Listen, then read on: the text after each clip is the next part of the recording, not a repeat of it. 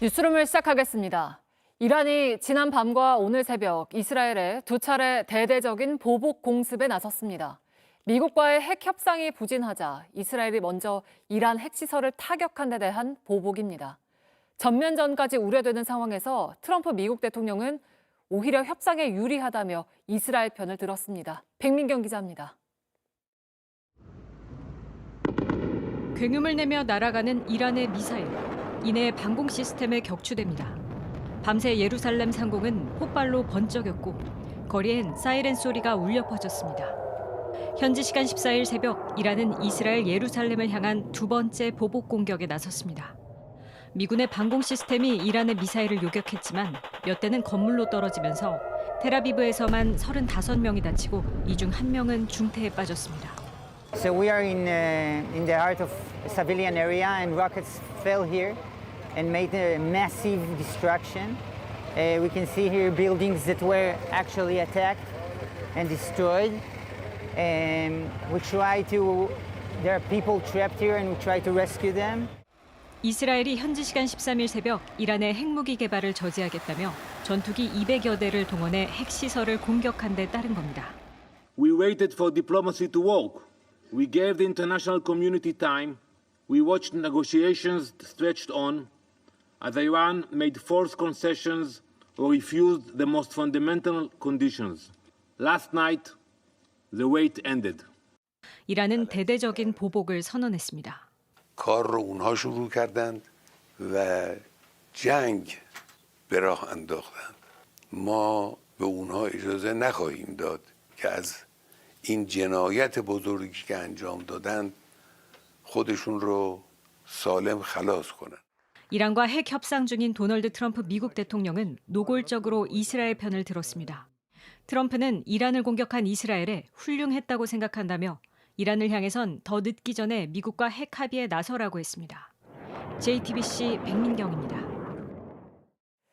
이스라엘과 이란의 군사적 충돌이 격화하면서 국제 유가가 급등하고 금융시장이 흔들리고 있습니다.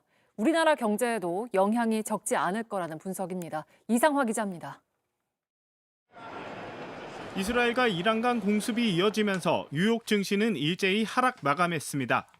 국제 금값은 두 달 만에 사상 최고치에 근접했고 이란으로부터 석유 수급이 불안정해질 거란 전망에 국제 유가는 70달러 선으로 급등했습니다. 7% 상승했는데 2022년 이후 최대 상승폭입니다. 가능성이 높진 않지만 국제 원유 수송로인 호르무즈 해협을 봉쇄할 경우 130달러를 넘을 거란 분석까지 나오고 있습니다.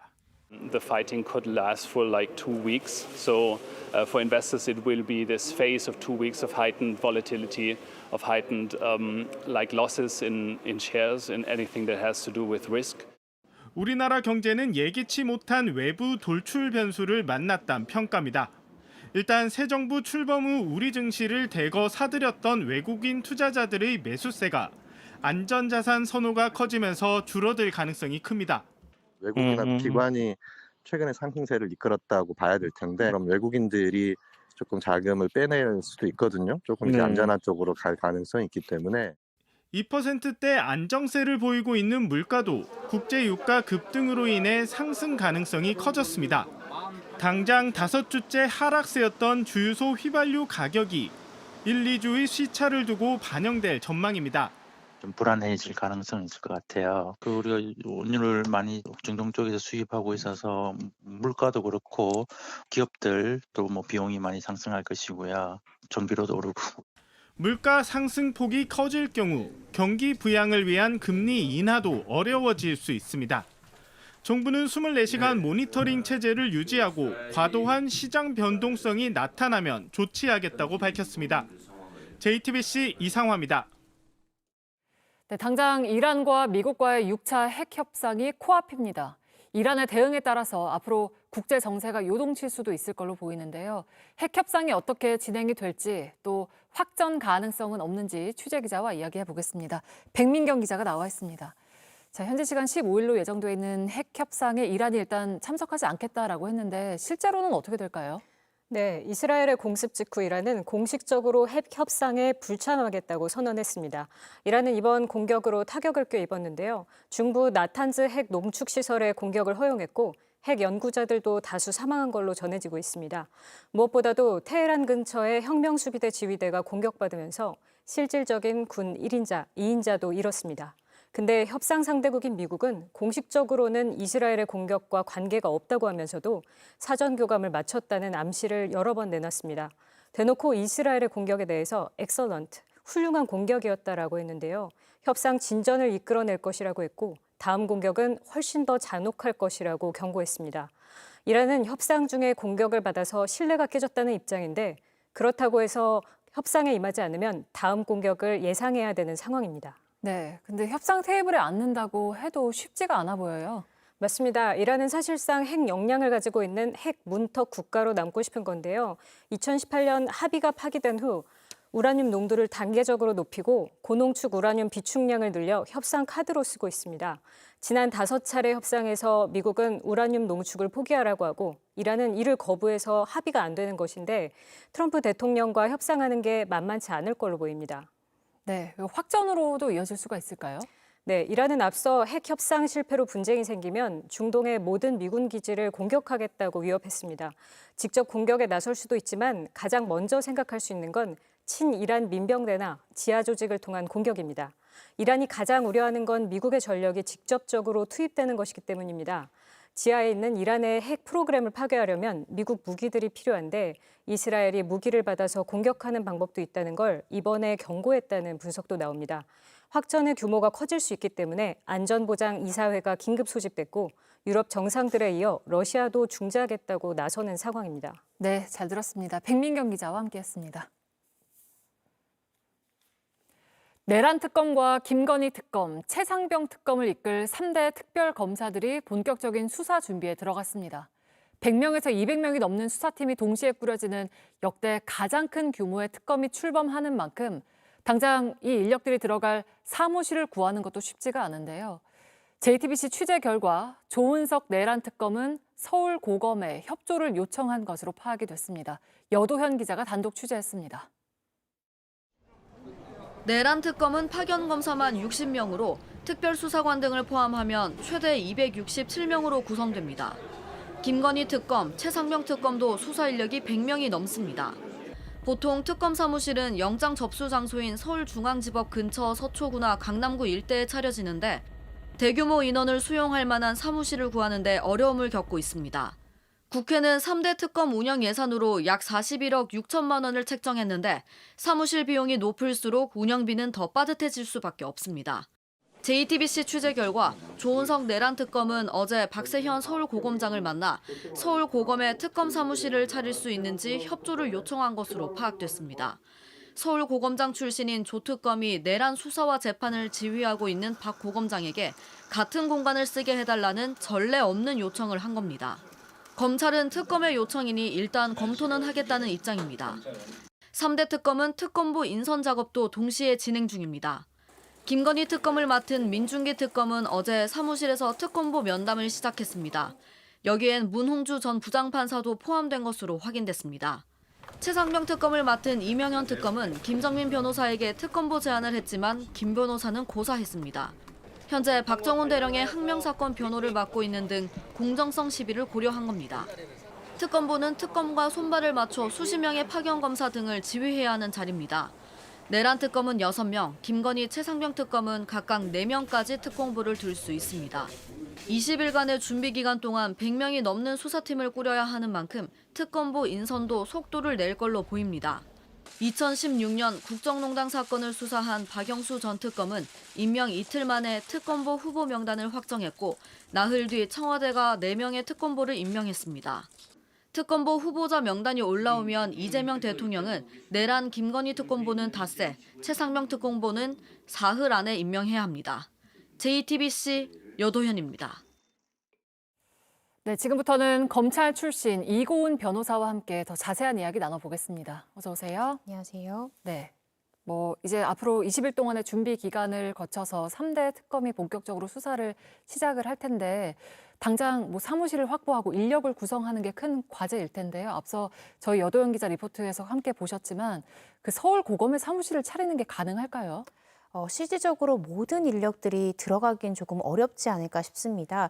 지금 현재 이야기가 나오고 있는 것이 이제 박세현 서울고검장을 조은석 특검이 면담을 했을 때 지금 서울고검의 일부 장소를 우리 내란 특검팀이 가서 사용할 수 있느냐라는 요청을 한 것으로 보여지는데요. 네. 아마 이러한 요청은 현재 내란 특검의 규모만 267명이 달할 것이다라는 보도가 나오고 있습니다. 그런데 마련되는 사무실의 규모도 아마 서초동 일대에서 거의 건물의 반 이상을 아마 임대를 해야 되는 그런 상황일 텐데요. 네.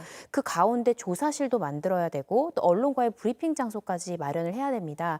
따라서 전체 인원이 다 들어가진 않더라도 조사실이랄지 브리핑 장소가 좀 마련이 된 서울고검의 일부 장소라도 좀 대여할 수 없겠느냐 아마 이런 요청이 있었던 것 같고요. 실질적으로 그 의사를 반영 수용을 할지는 아마 고검 측에서 조만간 답변하지 않을까 싶습니다. 네, 그리고 또 120명의 파견 검사도 받아야 할 텐데 특검과 검찰 측의 조율도 필요하겠죠? 네, 그렇습니다. 아무래도 내란 특검, 또 김건희 여사 특검 등은 지금 최장 170일이라는 시간 안에 기소를 해야 되는 그런 상황입니다.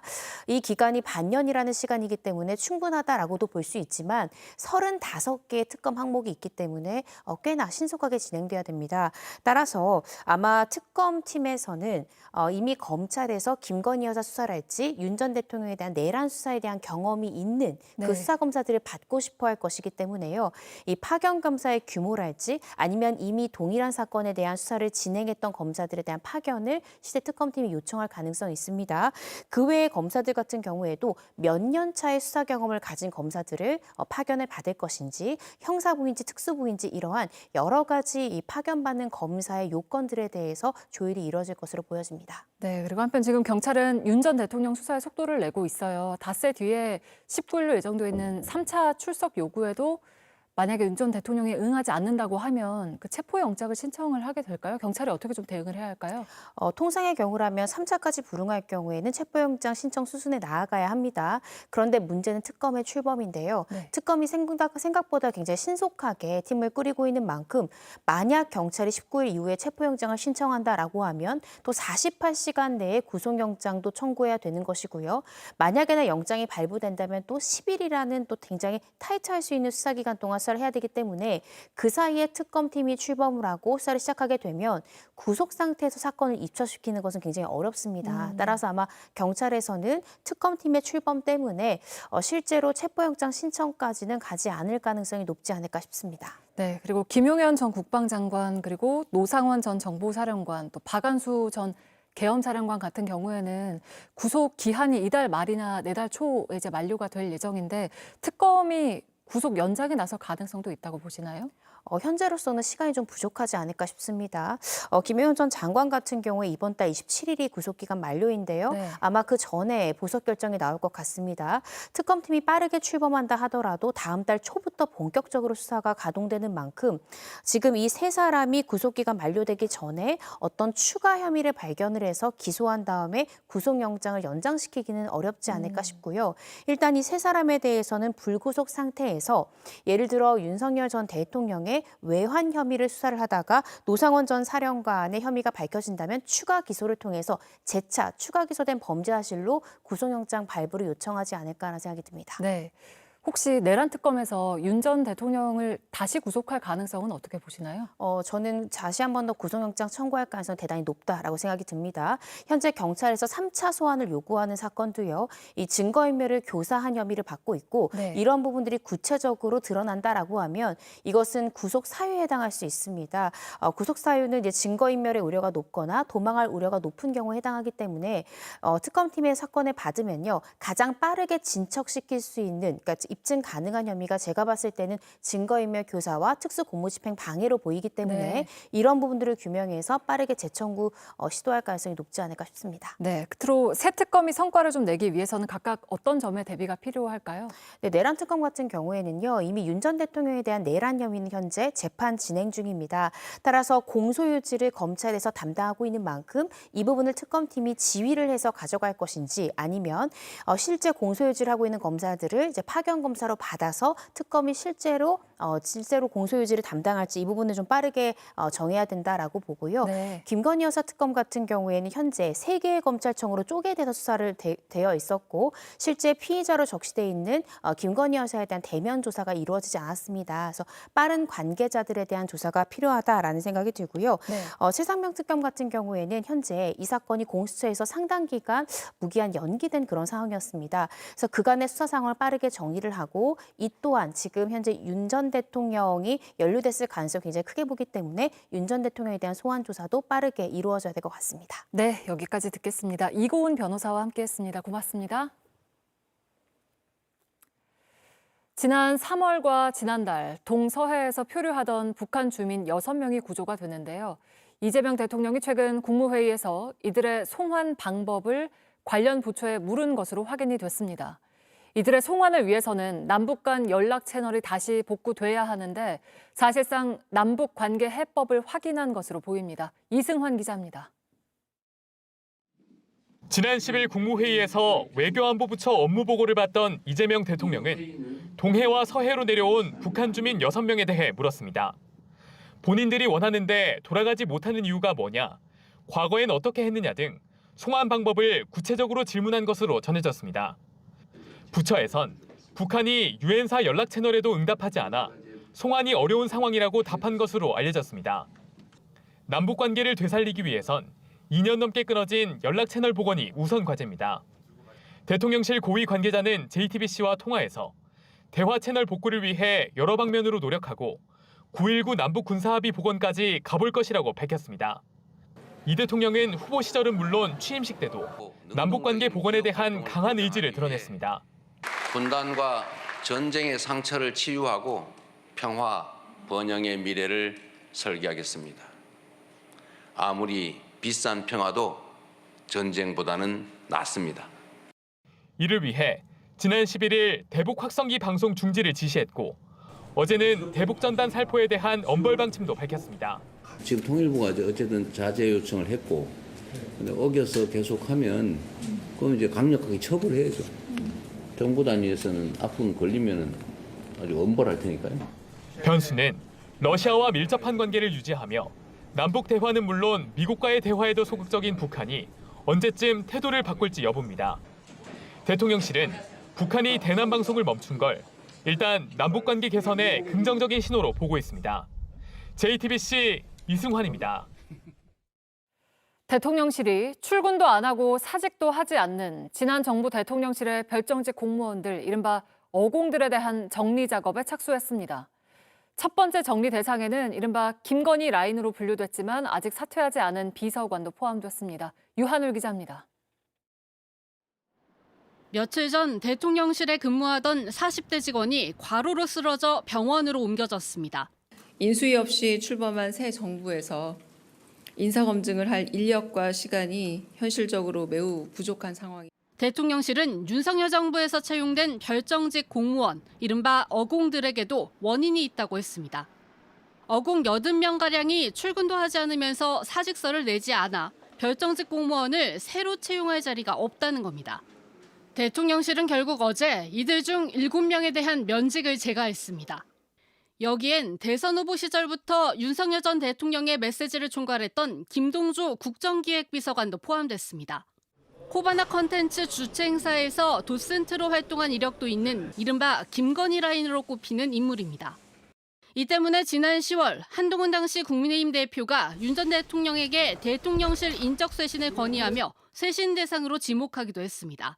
개혁의 추진 동력을 위해서라도 부담되는 이슈들을 선제적으로 해소할 필요성이 있다고도 덧붙였습니다.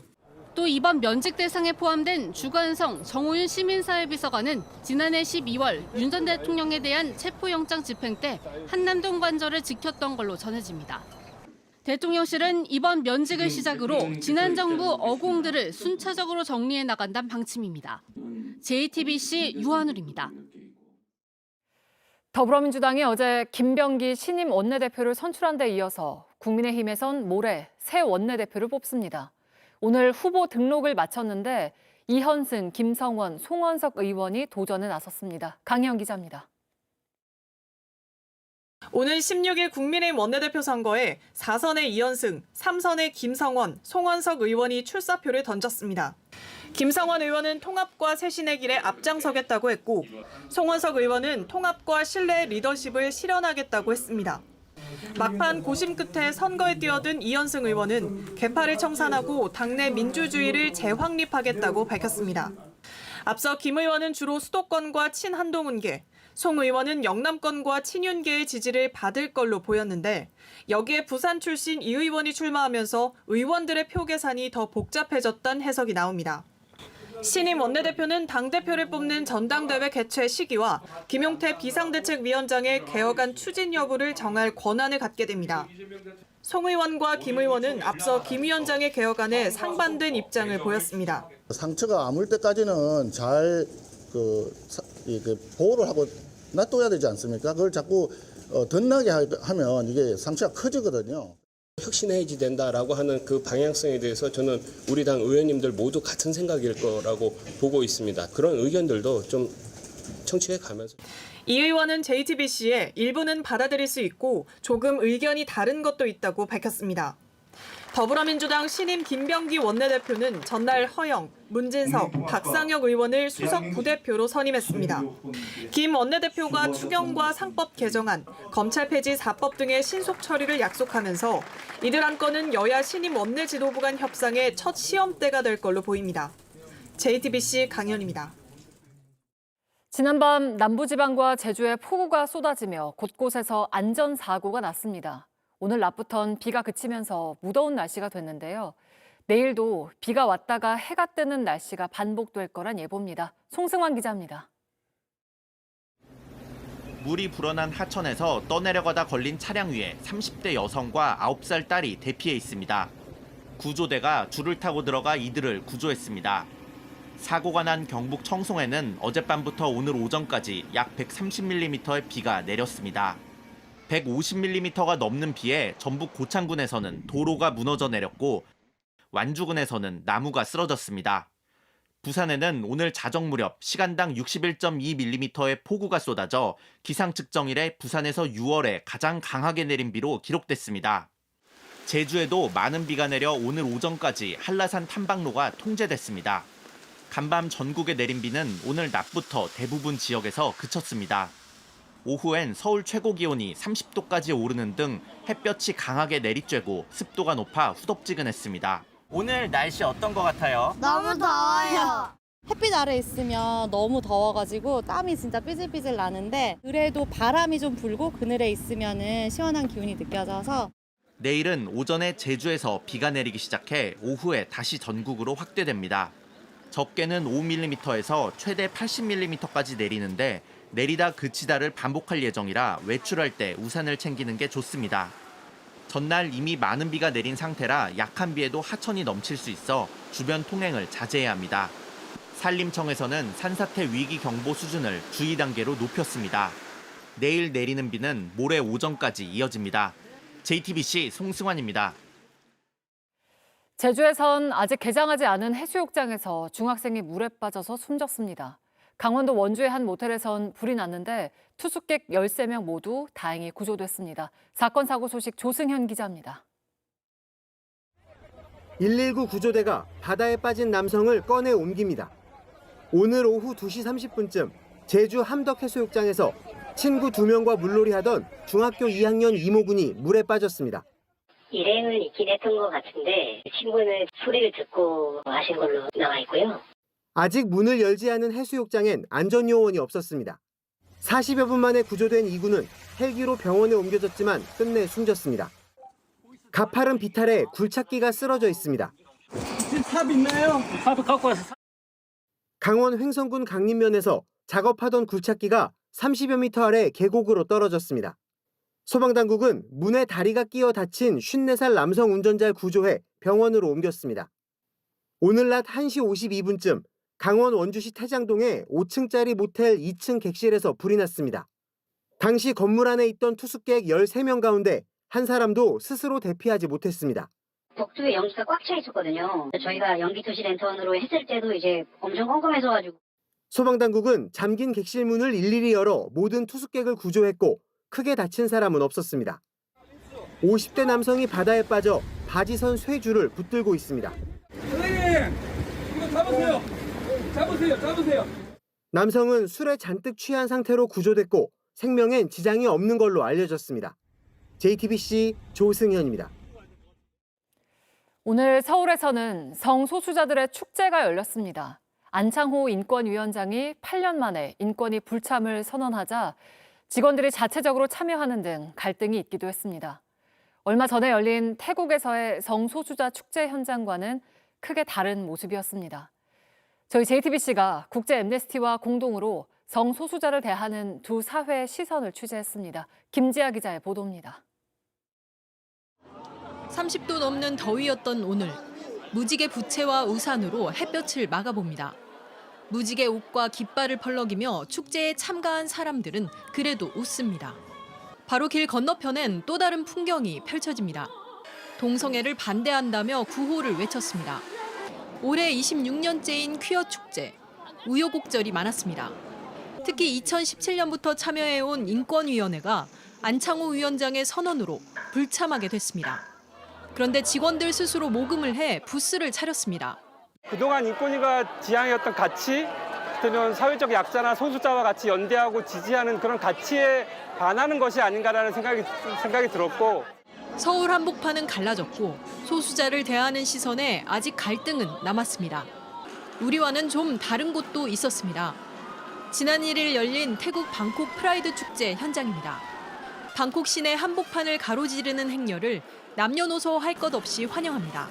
축제를 즐기러 나온 시민들은 방콕 시장과 함께 사진을 찍으며 기쁨을 나눕니다. ก็ดีก็เราทุกคนเรายอมรับทุกคนที่มีความแตกต่างนะครับก็เป็นงานที่เราจัดประจำปีก็ยินดีต้อนรับทุกคนปีหน้าคงยิ่งใหญ่กว่านี้ก็ถ้าเกิดชาวเกาหลีอยากมาเที่ยวก็ 이날 행사엔 약 30만 명이 참여했습니다.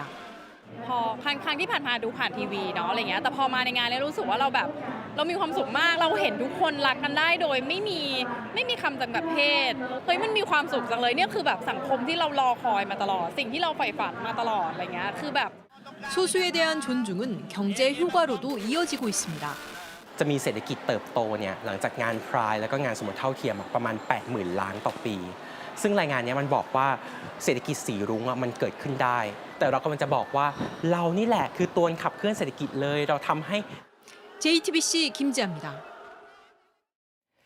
이재명 대통령의 장남 이동호 씨가 서울의 한 예식장에서 비공개 결혼식을 올렸습니다. 대통령실은 어제 이번 예식은 가족 행사로 열릴 예정이라고 밝힌 가운데 우원식 국회의장을 비롯한 민주당 전현직 지도부와 의원들이 대거 참석한 걸로 파악됐습니다. 최근 온라인에 테러를 예고하는 글이 올라와서 경찰은 식장 주변 경호를 강화했습니다. 북한이 지난달에 발생한 구축함 사고 관련자들의 모습을 관영 매체에서 삭제했습니다. 조선중앙TV가 어제 구축함 강건호 진수 기념식을 보도하면서 다시 공개한 김정은 국무위원장의 지난 3월 현지 지도 사진에서 김명식 전 해군 사령관의 모습이 사라졌습니다. 구축함 사고가 났던 청진조선소 지배인 홍길호도 기념식 보도 사진에서 지워졌습니다. 북한이 특정 인물을 매체에서 지운 건 2013년 장성택 처형 이후 처음으로 관련자들이 생각보다 큰 처벌을 받았을 가능성이 나옵니다. 그룹 방탄소년단의 정국이 일본 우익 성향의 부적절한 문구가 적힌 모자를 썼다는 논란에 대해서 사과했습니다. 정국은 팬 플랫폼을 통해서 문구가 담고 있는 역사적, 정치적 의미를 충분히 확인하지 못했다고 밝혔습니다. 정국은 어제 동료 멤버 제이홉의 공연 리허설에서 도쿄를 다시 위대하게라는 문구가 적힌 모자를 써서 논란이 일었습니다. 추신수가 아내가 던진 시구를 받고 환하게 웃습니다. 지난 시즌을 끝으로 그라운드를 떠난 추신수의 은퇴식이 오늘 열립니다. 추신수는 메이저리그에서 아시아 선수 최초로 20홈런, 20도루를 기록하며 안타, 홈런, 타점에서 코리안 빅리거 최다 기록을 세웠습니다. 16년 동안 미국 무대를 누빈 뒤 지난 2021년부터 프로야구 SSG에서 뛴 추신수는 현재 구단의 특별 보좌역 겸 육성 총괄을 맡고 있습니다. 미국 트럼프 대통령 생일인 내일 50개 모든 주에서 2,000건 넘는 반 트럼프 시위가 예고됐습니다. LA에는 해병대원 700명까지 투입되는 등 미국 전역이 초비상입니다. 로스앤젤레스에서 홍지은 특파원입니다.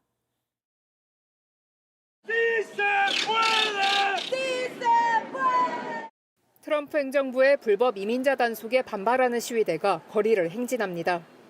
그 옆에선 상점 주인이 급히 외벽에 나무판을 덧대고 있습니다. It's really sad what's going on, but we have to protect ourselves. 9 o'clock in the morning is going to be heavy. It's going to be 20 times bigger than any protesters. Who knows? 시위는 어느덧 8일째. 잠시 누그러지는 듯했지만 이번 주말이 최대 고비입니다. 금요일 밤인데도 거리는 텅 비었습니다. 내일 전국적으로 반 트럼프 시위가 예고된 가운데 이곳 LA에는 벌써 상점마다 철창을 세우고 대비에 나섰습니다. LA 시내에 내려진 야간 통행 금지령은 주말까지 연장됐습니다. 트럼프 대통령의 생일이자 미 육군 창설 250주년을 맞은 14일, 미 전역 50개 주에 2,000건이 넘는 시위가 예고됐습니다. 노 킹스, 왕은 없다는 구호아래 열리는 이번 시위는 트럼프 2기 집권 이후 최대 규모의 저항이 될 전망입니다. LA에는 해병대 병력까지 투입됐습니다. 도심에 군이 배치된 건 1992년 LA 폭동 이후 처음입니다. 뉴욕, 시카고 등 주요 도시들도 비상 대응 태세에 돌입했습니다. 트럼프 대통령은 군사 퍼레이드가 예정된 워싱턴 DC 시위에 대해 강력 대응을 경고했습니다. And we're going to be celebrating big on Saturday. We're going to have a lot of, and if there's any protester wants to come out, they will be met with very big force. 특히 미국 독립혁명의 상징 도시인 필라델피아는 이번 시위의 핵심 거점으로 지목됐습니다. LA를 시작으로 확산된 반이민 시위에 대규모 반트럼프 시위까지 겹치면서 이 전역은 긴장감이 최고조에 달하고 있습니다. 로스앤젤레스에서 JTBC 홍지은입니다. 나는 커서 전진우가 될래요. 프로축구 K리그에 새롭게 등장한 응원 문구입니다. 대표팀에서 맹활약한 전진우 선수가 소속팀인 전북으로 돌아가자마자 또 골을 터뜨렸습니다. 홍지훈 기자입니다. 후반 34분 전진우가 센터 서클에서 티아고와 원투 패스로 공을 주고받으며 드리블 돌파를 시작합니다. 20m 넘게 몰고 간 다음 수비수 4명 사이에서 오른발로 감아찹니다. 포물선을 길게 그리며 강원의 골망을 흔듭니다. 세리머니도 눈에 띕니다. 피지컬 코치에게 달려가서 신발을 닦아줍니다. 월드컵 예선전을 치르고 불편했던 허벅지를 살펴준 코치에게 감사의 뜻을 전한 겁니다. 대표팀에서는 골을 넣은 오현규가 패스를 건네준 전진우의 신발을 닦아줬는데 전진우가 재치 있게 응용했습니다. 어느덧 리그 12호 골. 전진우는 K리그 득점 선두를 질주하고 있습니다. 2018년 프로에 데뷔한 이후 100경기를 넘게 치르면서 13골을 넣었는데 올해는 18경기 만에 그만큼 많은 골을 넣었습니다. 그런데도 참 겸손합니다. 형들이 다 해줘가지고 그냥 숟가락을 얹었던 것 같아요. 팀을 위해서라면 몸을 사리지도 않습니다. 공중볼을 경합하다 충돌해서 눈에 시퍼렇게 멍이 들고도 수비 넷을 제치고 골을 넣으며 생애 처음으로 대표팀에 뽑혔습니다. 이번 경기에서도 쐐기골을 넣기 전 오른쪽 측면에 파고들어서 크로스를 올려 티아고의 헤더골을 도왔습니다. 3년 전 축구를 더 잘하고 싶어서 더 나아간다는 의미를 담아 전진우로 개명한 뒤 포옙 감독과 만나면서 전진 속도를 높이고 있습니다. 올 시즌 전진우가 득점한 경기에서 전북은 지지 않고 있습니다. JTBC 홍중입니다. 뉴스룸 마치겠습니다. 고맙습니다.